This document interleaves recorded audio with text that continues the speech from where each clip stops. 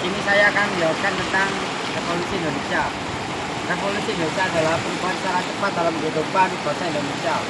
Revolusi Indonesia berkaitan erat dengan peristiwa proklamasi kemerdekaan dan upaya mempertahankan kemerdekaan. Proklamasi kemerdekaan Indonesia merupakan puncak perjuangan bangsa Indonesia dalam melawan kolonialisme bangsa asing.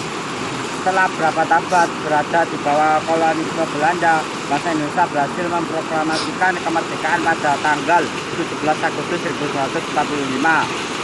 Dalam kenyataannya, proklamasi kemerdekaan Indonesia tidak serta merata membebaskan bangsa Indonesia dari intervensi bangsa penjajahan. Usaha bangsa Indonesia untuk lepas dari bangsa penjajah mengawali periode revolusi di Indonesia. Puncak kemerdekaan Indonesia yaitu pada tanggal 17 Agustus 1945. Pada saat itu Indonesia berhasil memproklamasikan negara Indonesia sehingga negara Indonesia bisa merdeka pada saat itu. Dan terakhir yaitu terbentuknya pemerintahan Indonesia di daerah Jakarta pada tahun 1945. Hal itu membuat kaum muda bersemangat untuk memerdekakan negara Indonesia. Tentang pemikiran-pemikiran yang melatar belakangi revolusi Indonesia, yaitu satu, lahirnya cendekiawan yang diakibatkan oleh era politik etis yang dipimpin oleh kolonial Belanda pada akhir abad ke-19. Perjuangan kemerdekaan nasional dimulai pada tanggal 2 Mei tahun 1908 yang pada saat itu lahirnya organisasi yaitu Bung Tomo. Selanjutnya berdirilah juga organisasi nasional seperti Turis Partis dan lain-lain. Pada bulan Maret tahun 1942, pemerintahan kolonial Belanda digantikan oleh pemerintahan kolonial Jepang. Pada saat itu Jepang menjanjikan bahwa Indonesia akan dikasihkan kemerdekaan pada tanggal 17 Agustus 1945, Sultan Syahrir menjadi Perdana Menteri pertama sekaligus memimpin Kabinet Syahrir. Nah, selanjutnya pada tanggal 10 Februari 1946, pemerintah Indonesia mengadakan perundingan pendahuluan dengan Belanda.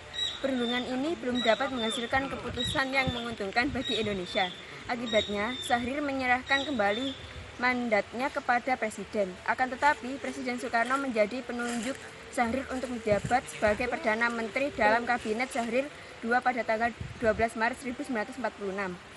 Pada tanggal 4 Januari 1946, Presiden Soekarno dan Wakil Presiden Muhammad Hatta meninggalkan ibu kota Jakarta ke Yogyakarta sekaligus memindahkan ibu kota. Tindakan tersebut dilakukan mengamankan pemerintahan, sementara itu Sultan Syahrir tetap berada di Jakarta untuk mengusahakan negosiasi dengan pihak Belanda.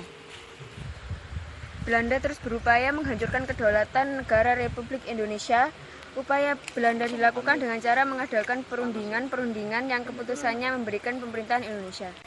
Kedatangan tentara sekutu yang diboncengi oleh Nika yang terjadi pada tanggal 14 September 1945 menimbulkan berbagai reaksi seperti pengaruh revolusi Indonesia. Revolusi Indonesia yang terjadi dalam kurun waktu 1945 sampai 1949 menjadi periode penting bagi bangsa Indonesia. Periode revolusi juga memperkenalkan Indonesia dengan sistem pemerintahan baru. Di awal kemerdekaan Indonesia terbentuk republik dengan presiden sebagai kepala pemerintahan dan wakil pemerintahan.